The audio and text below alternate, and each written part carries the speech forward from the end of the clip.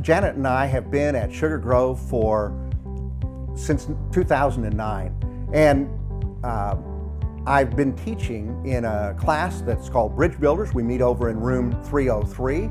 Teaching adults especially is one of the things that I really like to do. It's my #1 priority, to be honest, there at Sugar Grove. It's the real heart that I have, and it's something that I've been doing for probably 30 years. I think the best part of teaching is learning. And there's just so many ways that you learn, and I can say that even on Sunday morning, as I am in the mode of delivering things that I've prepared, that I'm still learning, because things begin to crystallize in ways. You identify some thoughts that maybe they were there before, but you didn't really express them. Teaching for me is one of the motivators that I have to consistently be in the Word. You have to have a plan if you're going to really be a student of the Word.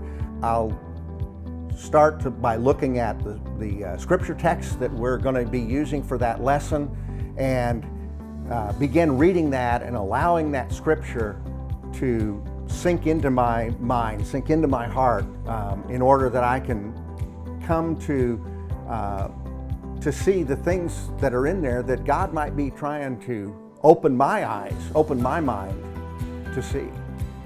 I think one of the things that helps when you begin to study, especially if you're just beginning to try to find a plan that works for you, is to identify a mentor. I know that back in 1985, when I first began to teach, I had one of those mentors, and it was an individual that was the preacher at the church that we were attending, but I just would follow his, not so much his study habits, but his teaching habits, and the way he began to unfold the scripture as we were going through studies in different kinds of settings. And through that process, I was able to acquire some techniques, some methods for reasoning, for examining the scripture, and being able to understand that not in the light of only a small section as you might extract a verse or two, but